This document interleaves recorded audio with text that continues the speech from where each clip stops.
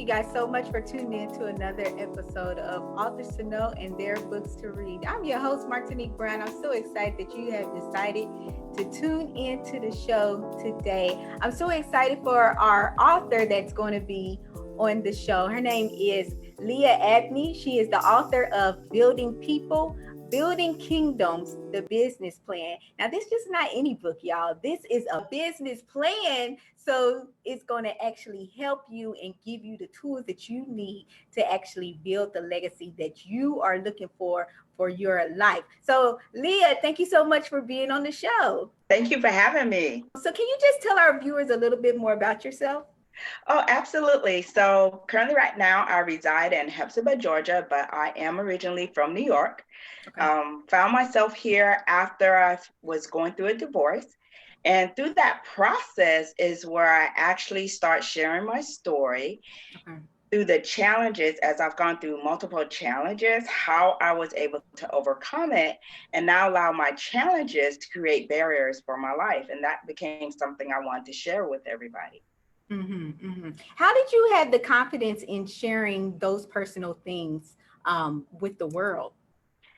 Well, believe it or not, when I was actually going through my divorce, I was actually sick on my bed. And during that time, I had a pastor who actually became a really good friend of mine that came and visit me. And I was sharing with her some of the things that I was learning about myself. And then she would turn around and share it with some of her clients or some of the members of the church that were going through some of the similar things I was learning. Yeah.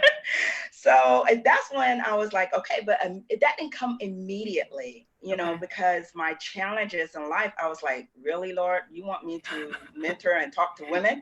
Right. Uh-huh. And that wasn't what I really wanted to do, or knew that's what I really wanted to do. But over time, I found that more and more women were coming to me and they were trusting me with some of the difficult things they were going through. Yeah. And as I was sharing with them, I found that I was empowering them to keep it moving. That's good. That's good. So now can you actually walk us through your book? Absolutely, I sure can. That title came about actually as I was developing and founding a nonprofit organization, which we would talk about that a little later. Mm-hmm. And through that process, what I have found is I was very challenged on my job. I know there are a lot of people out there that are like, you know what, this is for the birds, dealing with people, the personalities, trying to make your mark, trying to, you know, be valued on your job. Mm-hmm. And so over the years, as I was working and I was making my way up the corporate ladder, managing multi-million-dollar projects, I found that the same processes that you use on your job or building a project, guess what? You can use those same practical principles and just building your own life, your own goals, you know, things you want to pursue. And so I started incorporating that, not just for myself, but for my children. And I start seeing a lot of great outcomes of that. And I said, what a great way to take these practical principles, condense them into something that's really used, that you can use every day, and share it with the world. So that's how Building People, Building Kingdoms, the business plan came about. So really it goes through the process. The first 6 chapters is really just discovering who you are. Okay. You know, you might have found yourself being bullied when you were a young person, or maybe you felt misunderstood. You didn't feel like you fit in the world that we're living in. You felt like you didn't have that, you know, that love or maybe support that you were looking for. How do you overcome that to build this legacy that you're desiring to have? Because everybody's talking about, you know, securing the bag, and you're like, what is that and how do I do it? Everybody's talking about it, but nobody wants to show me how to get there and how to begin. Well, when you're in a corporate America, one of the things that I found was very valuable is that always assessing their environment. The hardest thing for an individual to do is look at yourself in the mirror and really assess yourself. So in the first few chapters of Building People, the Building Kingdoms, the business plan, I take you through the process of learning about you, how to change your language, and building a mindset that would take you to your next level. So let me ask you something. I know that you mentioned in the beginning of the book, it's that self-discovery phase that we're going through. How can a person really be honest about where they're at if they are thinking they are fine where they're at? You know, do you need an outside person to tell you these things? Well, this is the funny thing. A lot of times we already know. We know what Okay. our issues are. We know. It's so true. We know. We Uh, don't need an outside person to tell us, look, you're a hot mess on the floor. What we're trying to do is get people to agree with us yeah. so we can justify why we're acting the way we're acting. And a lot of times we already know. You don't need nobody to tell you you need to get your act together. We're just really looking for somebody to say, hey, look, I understand you are hurting and Yeah. this really hurts. You know, one of the hardest things, you always hear this from the church, and I'm going to try and make this really short. Hurting people hurt people. No, hurt people just want to be understood. That you hurt me. This is the way I feel it, and I want you to own up to it. And I don't want to have to always be the one to have to say I'm hurting and I'm cutting up and I'm acting a fool. Right?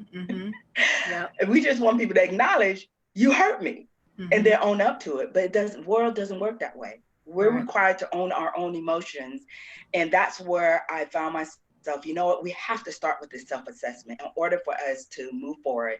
Understand what makes you tick, what makes you respond a certain way, so you can turn around and decide, I'm not going to respond that way, even though it hurts.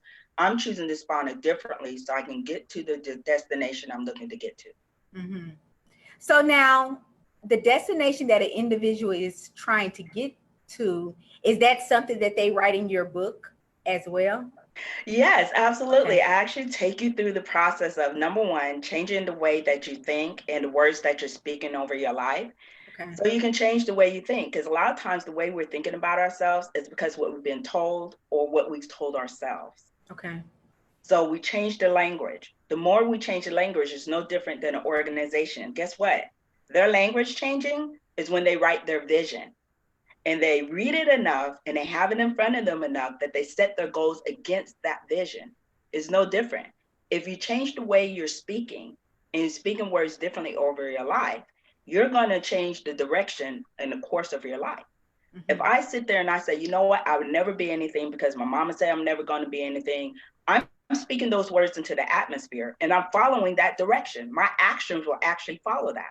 But if I turn around and say, you know what, I'm great. I'm meant to be something. I am a force in this world and I am a millionaire. Guess what? I'm going to speak those words and I'm going to start thinking differently about my actions and what it is I want to do. So in the book, I take you through the process of changing your language, changing the way you think. But then I take you through other processes of understanding you can't do this journey by yourself as much as you think you want to or can. You cannot do it alone. You have to connect with other people. Just like I'm on this Facebook Live right now, and I'm connecting with Miss Brown. Guess what? I'm changing the course of my direction in my life. There's going to be people who's going to see this, or there may be others that may be inspired by it, that then will change the course of their life as well. So I know that you actually mentioned that that's the first part of the book, the self-assessment. So what's the second part of the book? So the second part of the book is for those of you who, because a lot of us have different paths. And so some of you may feel, well, you know, I don't feel to be an entrepreneur, but I do feel like I'm supposed to be in corporate America. I'm supposed to be that CEO. I'm supposed to be, you know, at the top level, and that's fine as long as you know the direction. But guess what? And again, it requires you to connect. And I have found so much value in having a mentor. So I do the second part of that is looking at how are you connecting with your resources in your community, in your organization? Are you having the right people around you? And then who are those right people? So that's something else I talked about in a book. So when you actually, okay, let me ask you this because I don't have a mentor. I know I need to get one. You know, everybody say, Martinique, you should get a mentor. When you are, first you should, do you feel like you should observe a person to see if you want them to be your mentor? Well, that's something I talk about in the book. We have two different types of mentors so that everybody understands. You talk about everything in this book. This is a good book, y'all. Y'all better add this to your library. But it's really a simple book because I don't make it where you're talking a lot of, you know, corporate jargon. I really make it very simple as though you're talking to your girlfriend or you're talking to your friend. Very, very simple language in it.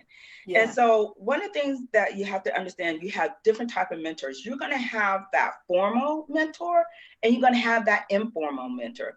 Like, for instance, I may turn around, Ms. Brown, and follow you on Facebook. Mm-hmm. I don't necessarily have to have a close relationship with you. I may interact with you on your posts. I may turn around and join one of your groups. Guess what? That's going to be a more informal mentoring because I'm going to learn from you. Okay. But the learning, this is the thing. If I sit here and tell you a lot of things, you're just receiving information. Mm-hmm. It's just information. The moment it becomes real to you is when you turn around, you take that information and you put it into action. Okay. So mentoring could be two different types. I can go to somebody and I can build a relationship with them. Once I find that I can trust them and I can ask them, will you be my mentor? Mm-hmm. Mm-hmm. Then there's the informal mentor where I turn around and I may join a group or I may follow you. I may read your book. Okay, if you have a book. Mm-hmm. I may join one of your master classes, take one of your master classes, and then I take those practical principles and apply them to my life. This is the thing about mentoring. Don't always try to choose somebody that is on the same level as you. You want to choose somebody that is smarter than you. Mm-hmm. You want to choose somebody that's doing something a little bit different and not necessarily in the same industry that you're in. And the reason why is because I may be in leadership, my interest may be leadership, and somebody's interest may be communication, mm-hmm. or it may be engineering. I can learn from them too. Mm-hmm. I can be mentored from them too, because they have skills that I may not learn from somebody else, which can become very valuable in me moving my life forward or moving my business forward. Okay. And so in your book, are you recommending both type of mentors, informal and formal mentors? Yes, I mostly talk about that, because a lot of us really rely on that close relationship that you have with somebody, whether or not they can be a mentor. Mm-hmm. But I do talk about both types of mentors, but I specifically talk about that one person that you can learn from and how you exchange the relationship between each other. Okay. So what are these kingdoms that you're referring to in your title of your book? Well, it's up to the reader to define that for themselves. So one of the kingdoms I really talk about is really your mindset. You don't think your mindset is a kingdom, but you got to start there. Mm-hmm. And building yourself up. It's really about building yourself up. But then when you look at the individual, I'm going to use myself as an example. Mm-hmm. My kingdom, it has to do with my children. It has to do with my spiritual life. And then what I want to leave behind as a legacy. Okay. And I'm glad that you mentioned legacy, because in the synopsis of your book, you actually say it's not a journey, it's a legacy. What did you mean by that statement? What I mean by that statement, as I said earlier, you keep on hearing me say this term, mindset. Mm-hmm. It really has to do with your mindset. Do you want to change something that people say, well, this is a generational curse? This is something we've always done. Oh, she's always like that. Mm-hmm. They're always like that. Can we change the way people think? A lot of times when we look at legacy, we think of it as something that is written in legal terms, as far as when you look at like property, mm-hmm. Are we leaving money behind? But that's not what I'm talking about. Okay. I'm talking about the legacy of changing the mind so that my children would not go down a path that maybe my family has gone through, and we're changing the direction of our journey. Did something happen in your life that really compelled you to write your book, Building People, Building Kingdoms? Yes, I did find myself going through a divorce in 2010. Mm-hmm. And during that time, it's not, you went through one challenge and it seems like the challenges kept on coming. There was just no end to it. Yeah. And so, even on my job, and I say, you know what, God, there has to be something better. Mm-hmm. Sure, I'm meant to do something different. Yeah. And as I went through this, I had already co-authored one book. And during that time, I was being a little rebellious from the church, from everything, you name it. Uh-huh. And, I found myself walking in my gifting. Yes, I was, licensed as a minister. And I was like, God, surely you got something better for me. Mm-hmm. How can I get this word out to say, how can I impact people that don't sit in the church all the time? It's not that they don't believe in God or don't have a relationship, but they're not finding how to walk in their purpose, in the earth. How can I do that, God? And I had already established a nonprofit at that time. And God was leading me more and more to work with women. I found myself struggling on my job, having challenges on that. I said, how can you stand in the storm and still walk it out? And that's when Building People, Building Kingdoms, the business plan was born. Got you. So now I know that you did mention that you were rebelling from the church. Do you feel at that time that you were angry at God because of everything that was happening in your life? Oh, and that's amazing that you asked me that question. The answer is no. I was seeking for answers. And I was angry at not so much the church as it was just people. Okay. And understanding that, why is it that it seemed like my thinking was different? And I didn't want to conform to what was considered the norm, whether it's in society or church protocol. That was it. I understand. Did you learn anything about yourself in the writing of this book? I did. I learned that I have the ability to persevere, through challenges. And that is a very difficult thing when you have things, when a storm seems like it's never going to end, or you don't feel like you'll ever get to the eye of the storm, at least where there's a little bit of silence, even though everything is rolling around you, going chaotic, and be able to walk up on the other side. And I said, you know what, Lia, you really have a mindset to persevere through things that you really need to be very proud of yourself. That's good. That is so good that you really, commended yourself for the things that you've done and you've accomplished. And, just also really just hyping up yourself for what's to come.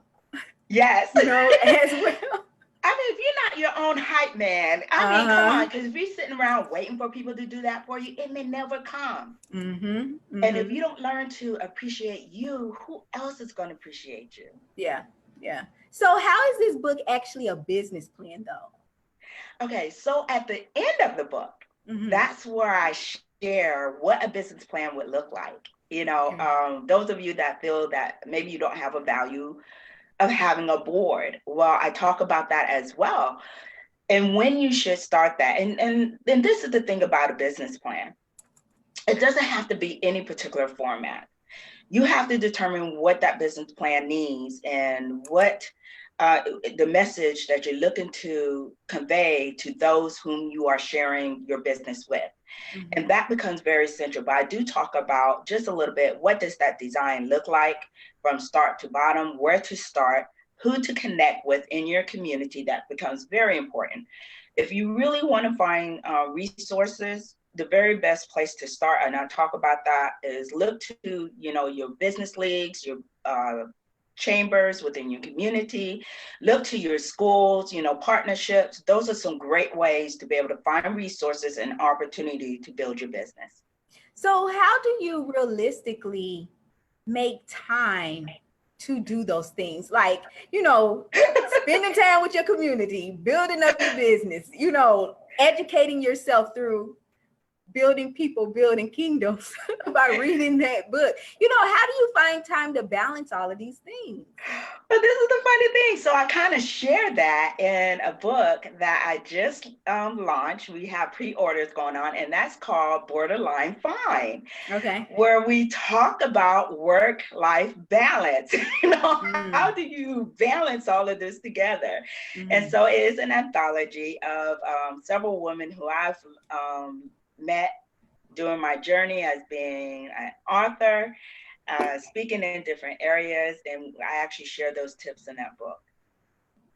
That's good. So just looking at our society, why did you feel that it was necessary to write a book like this? One of the reasons I found out as an African-American woman in corporate America and an African period, and I'm going to say this, y'all don't get upset, don't throw no stones, okay? We are not very good in sharing. Okay. We're not very good at sharing, how can I help somebody else get to that next level. I only met a couple of people that were willing to help me say, Leah, you need to take this course. You need to do this. You need to go here. Straighten this up, make yourself visible. There were only a couple people that would share that with me. Mhm. And I am going to be turning 53 this year. Oh, you look great. Oh, thank you. Thank you. And the fact that I didn't learn any of this or anybody was not willing to share it with me as I was seeking and looking until I got into my 40s. And I'm like, Mhm. why is that? So I became a big advocate for sharing knowledge and understanding on how can we help people secure the right tools and knowledge to get to where it is they desire to go. Okay. Okay. So, why is your book, Building People, Building Kingdoms, the business plan, a great book, to add to our library? Because, there's so many books out here that, say, look, I can teach you how to do it. Just read my book. Why is your book the best book to add to our collection? One of the things I did was I made sure that the book is very interactive. So there's actually going to be some places in there that you're going to be able to write things down. That's But one of good. the things I also find out, believe it or not, you guys, I read the book for myself just Hmm. as a reminder. Because like I said, I made it very, very simple as though your girlfriend or maybe you're just having a casual conversation with somebody. And I didn't make the book perfect. I'm going to tell you why. The reason why I didn't want to do it perfect, because I'll talk myself out of even publishing the book. I Hmm. said, Leah, write the book and get it out there because it's going to Hmm. be of some value to somebody. Yeah. It becomes that book that it's almost like that little Bible when you need a little bit of motivation and you finding that you can't keep it moving. Go ahead and pick up that book because there's going to be some anecdotes. I'm sharing some of my fears that were in there and how I was able to connect with different people.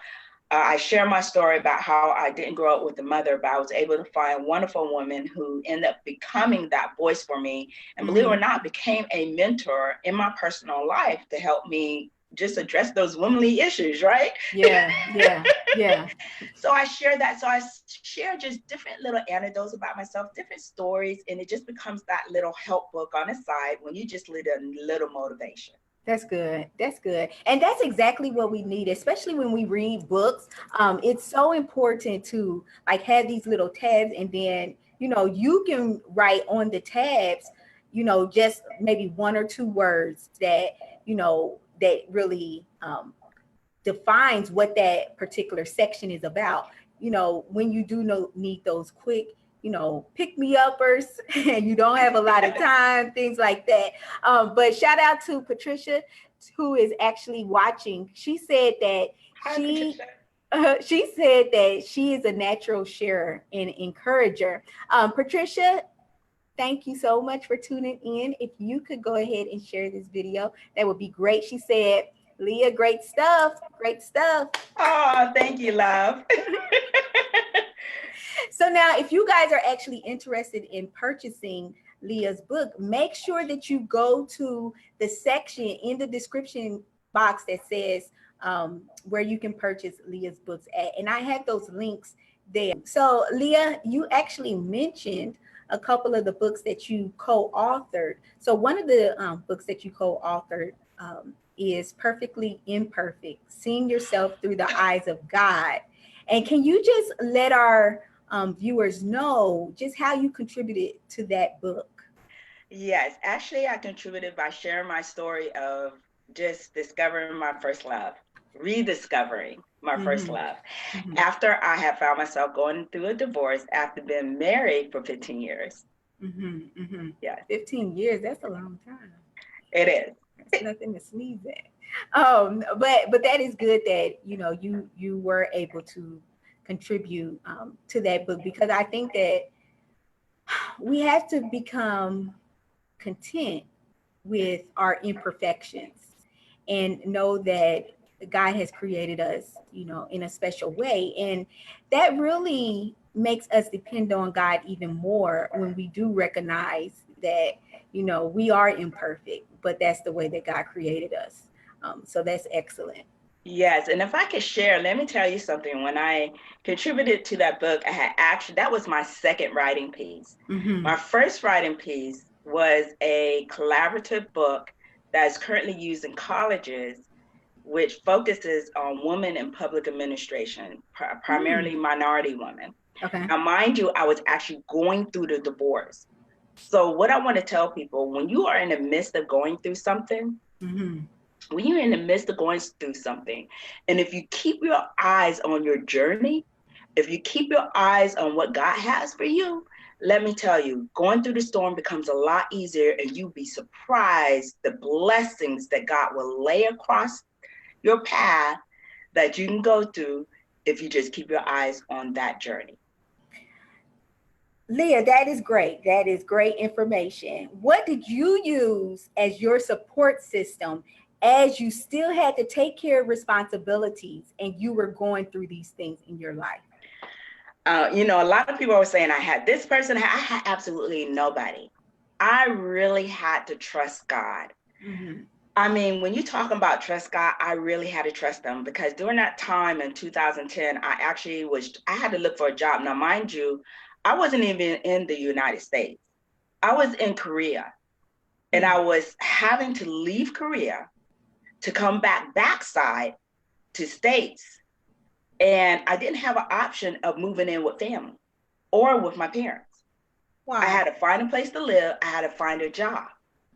And the only way I could do that, and I applied for over 80 jobs until the day I said, God, I give up, I surrender. Mm-hmm. I'm going to have you take the reign, and I'm just going to follow you. And that's the only thing I have. For those people who only have that, there is a way out of the storm. So let me ask you this, and you can say, Martinique, I don't want to answer this. Why were you in Korea? I was a military spouse. Okay.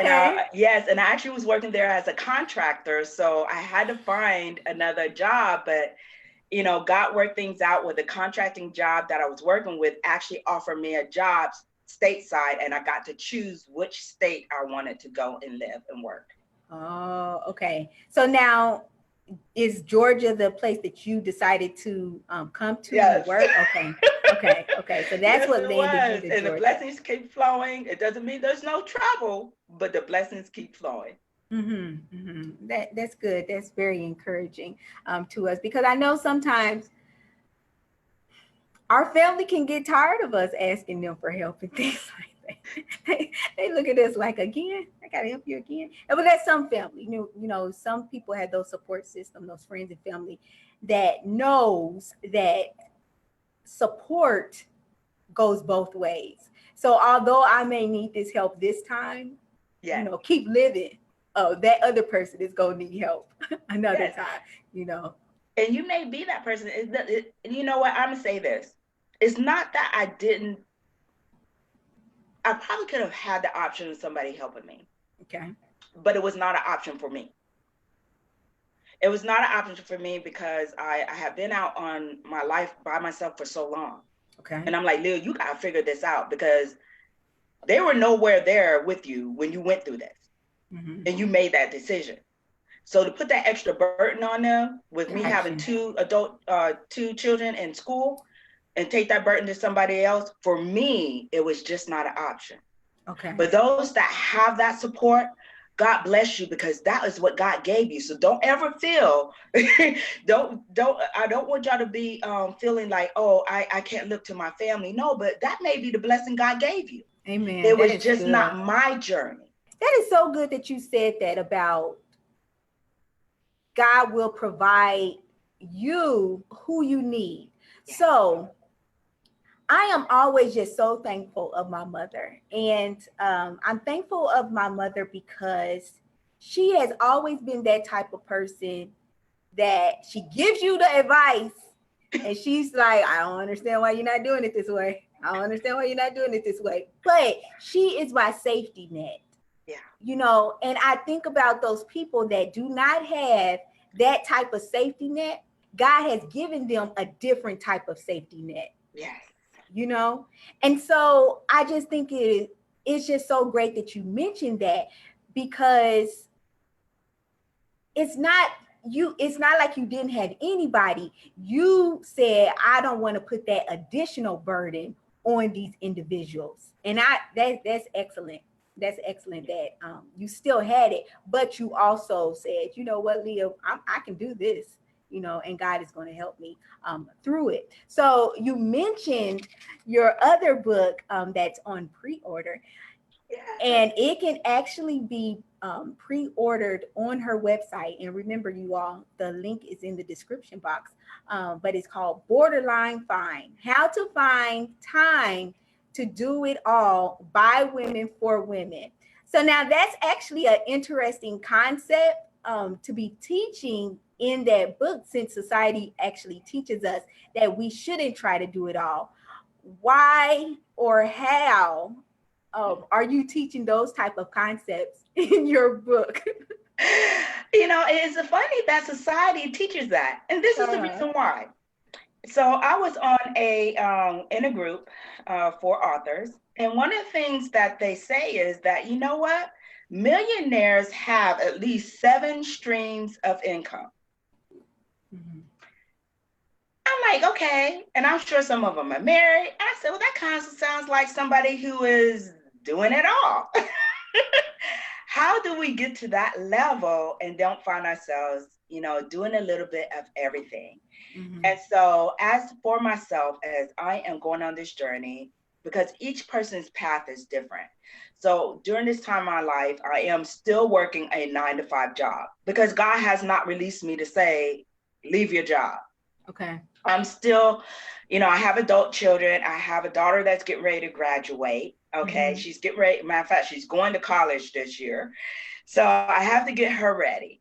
I am an author, okay, entrepreneur. Mm-hmm. I sit on a board, and there's many other things that I'm doing. So how do I balance all of this out without feeling that I have to conform to what society says that you're not supposed to be doing it all? I have to make sure that I'm taking care, including self-care. Mm-hmm. The last thing I talk about in the chapter that I contributed to Borderline Finance, I talk about how it's important that you rest. Okay. You do not make excuses for why you don't rest. You make sure that you're taking time to take care of yourself, because you can't even do the one thing that you desire to do if you're not taking care of your mind, body, and soul. Mm-hmm. That becomes so essential to anything you want to do in life, whether it's just being maybe you just want to be a mom, which I consider to be executive managers in the house, because mm-hmm. you do a little bit of everything. Managing that. Are you managing, your mind, your emotion? Are you taking time to ensure that you are loving yourself? Okay. Are you taking time to ensure that you're, just having fun with other people? Uh-huh. And it doesn't have to be, you don't have to be on all the time. Somebody that is always on, yeah. I mean, you're going to burn yourself out before it's even over with. Uh-huh. Yeah. Don't be on all the time. Take some time to turn it off, because I do it all the time. Just like this morning, I wasn't trying to do nothing. Mm-hmm, mm-hmm. Yeah. I knew I had this afternoon, and so I was preparing my mind, making sure I was, spending time with my daughter, because I know next week she's going to be gone, and I take time to do that. Mm-hmm. Take some time to love on yourself, especially when nobody else ain't going to do it. So the all that you're speaking of is not all meaning responsibilities, but the all encompasses taking care of yourself, making sure you're spending time with your loved ones, and balancing other responsibilities that you have. Yes, ladies, gentlemen, don't be afraid to say no. That's good. Leah, are you reading my mind? I just wrote that down. Girl,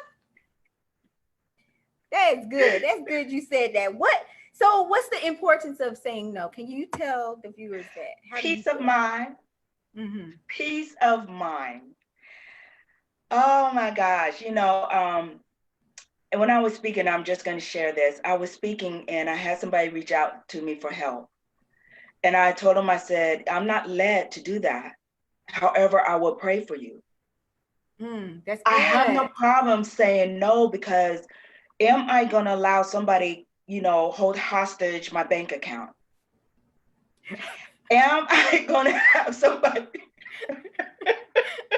Am I going to have some? And I'm talking about your children too. Yeah. Okay? Mm-hmm. Family too. No, I'm sorry, I can't help you today. Mm-hmm. But I can pray for you, or I can send you to the resources you need in a community to help you fill your cupboard, or where you can get a job. Mm-hmm. That's good. We are meant to feel guilty when we say no. Saying no is a way to protect you. Mm-hmm. Because guess what? The bank don't have no problem telling you no, because they want to protect their assets. Mm-hmm. The job market does not have a problem with telling you, no, I'm not going to hire you because you don't fit into my world. Mm-hmm. If you have a problem saying no, just practice. Yeah. Yeah. Baby steps. Oh, yes. And guess what? Find somebody else's child that you can say no to. Right. I tell you, I learned real quick how to say no with my children. Mm-hmm. Mm-hmm. And I actually read that it's actually not healthy for us to always be that savior for somebody else, because sometimes that's the time when God is working in their life so that he can become recognized in their life. So sometimes they have to go through this struggle so they can find out who Jesus Christ is. So but also just to discover who they are. yep. Can I get through this and trust God enough to bring me over? Mm-hmm. Or am I always looking for somebody to rescue me? Mm-hmm. Yep. So now we actually have Larry C. Brown. Hey, cuz. He's not really my cuz though. But he said this is good news. This is why you don't turn your back on God. There is power in prayer. And Patricia also mentioned congratulations to you, and especially mentioning rest. That's good, because people don't know how valuable one sleep is, and just having those days when you do nothing. Yes. I mean, take a me day. I do it on my corporate job. Mm-hmm. I will call in and I'll be like, I won't be in today. Yeah. And it's not because, I'm just making sure I'm taking that mental break. That's good. That's good. Away from all the things that go in your mind. Because as an entrepreneur, your mind can run, because you're trying to figure out, how can I keep the connections? How can I connect with my audience? Even right now, as I am building a strategy for marketing, I am making sure, very sure, my priority is my ability to keep my sanity, my ability to take care of me. Mm-hmm. Because being on every day on social media is not good for me. And if it's not good for me, that means I'm not going to be available for everybody else when I need to be. Mm-hmm. Mm-hmm. So having that right balance is very key. Definitely. And I know you are actually one of the few of my guests on this show that actually has a YouTube channel. Not a lot of authors have YouTube channels. Can you tell our viewers about your YouTube channel called hashtag Keep It Moving?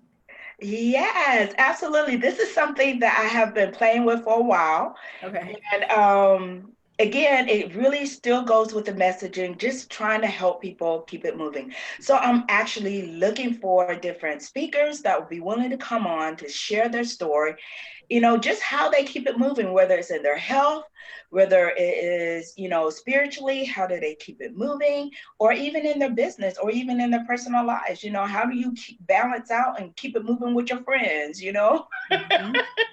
Yeah. How do you handle your home, your children? How do you keep it moving with them? So it's just supposed to be a really fun segment, just having different people who are willing to come and share with the audience.